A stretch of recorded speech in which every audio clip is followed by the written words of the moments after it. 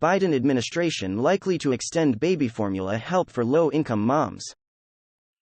Biden administration officials are considering further steps to avoid a steep drop in infant formula access for low-income Americans as shortages linger in pockets across the country. Administration officials in the coming days are likely to again extend federal flexibilities for low-income moms and infants to access formula through the federal WIC nutrition program, with current waivers set to expire September 30, according to two people, including a Biden administration official. Half of all infant formula in the country is purchased through the WIC program. The move would help the administration lower financial burdens on those families, which is especially critical as the White House tries to tout President Joe Biden's efforts to ease economic hardship on Americans ahead of the November midterm elections while limiting GOP political attacks around infant formula stocks. What we don't want is another major disruption in access when Abbott still isn't pushing out its normal supply flow, said a USDA official who was not authorized to speak publicly about the matter. With the Abbott nutrition plant at the center of the shortages still not operating at full capacity, extending the waivers would provide families more flexibility to buy other formula brands that are available. Abbott's dominance over the WIC market's exclusive, state-level contracts has proven to be a major pain point as low-income families who rely on WIC were hit especially hard by the company's shutdown and recall of some products made at its Sturgis, Mich. plant in mid-February after FDA inspectors found strains of a bacteria that can be deadly to infants. A spokesperson for the Agriculture Department, which oversees the WIC program, confirmed the department is taking a very serious look at extending the flexibilities and hopes to do so soon. Abbott is separately planning to pay for another month of the rebates it's been providing to WIC users so they can buy whatever formula is in stock if Abbott's regular Similac product isn't available, even if it means buying formula from a competitor, according to three people. Abbott spokesperson John Koval confirmed the move to Politico. Some medical providers have expressed concern about the rapidly approaching WIC deadlines hitting low-income families while shelves are still sparse in pockets across states from North Carolina to Ohio to Utah. Drugstores in areas like New York City are also again limiting formula purchases to one per person. Biden officials privately say the step by Abbott, which initially resisted pressure from the administration this spring to pay for such rebates, suggests the company doesn't expect to have ample supply of its regular Similac formula for some time still.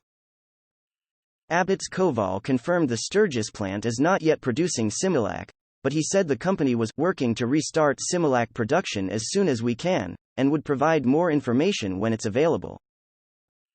As Politico first reported, Abbott has been shipping newly produced Elecare formula from its Sturgis plant since early July, following the February recall and another facility shut down in June after Abbott said heavy rains triggered flooding in the facility.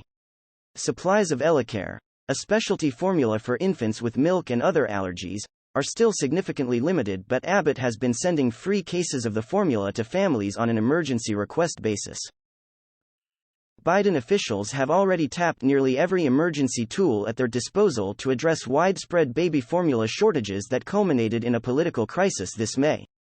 But despite a flurry of federal action, including flying in formula from abroad, some shortages are lingering as the administration has struggled in recent months to gain a full picture of the country's formula stocks. After enacting reforms to promote long-term competition in the consolidated sector, the administration has few levers left, other than extending the WIC flexibilities, which are expensive.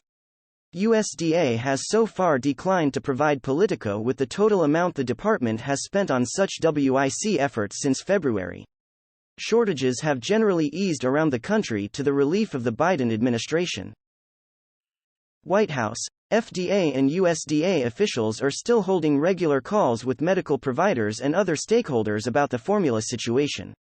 Those officials are often fielding questions about when Americans can expect the shortages to subside, and when the Abbott plant will again be shipping out its regular amount of supply. Biden officials say part of the issue is that formula makers are producing fewer sizes and varieties of formula products in order to streamline production, contributing to a perception problem that there isn't enough supply on shelves. They also cite some continued panic buying as another issue. From what we've been told, the supply is actually there, Dale Crestinzio, Director of Stakeholder Engagement at FDA's Office of External Affairs, said on a USDA-organized call last Thursday, according to the two people on the call. Crestinzio added that formula is being produced in higher quantities than before the Abbott recall, but consumers aren't seeing it because retailers haven't yet reorganized their shelf displays. The answer raised concern among several providers on the call, who have heard a similar answer from FDA in recent months. But the providers also worry the administration isn't aware that the situation is still as bad as it is in many areas of the country. Biden officials say they're continuing to be vigilant in addressing the shortages. The stocking issue isn't the only problem here, said one of the people on the call, who noted they were hearing from parents across a wide range of states, in urban and rural communities, who were still having trouble finding formula for their children. Administration officials on the call last week also mentioned the current WIC flexibility expiration date at the end of September, prompting some people on the call to assume USDA was ending the waivers.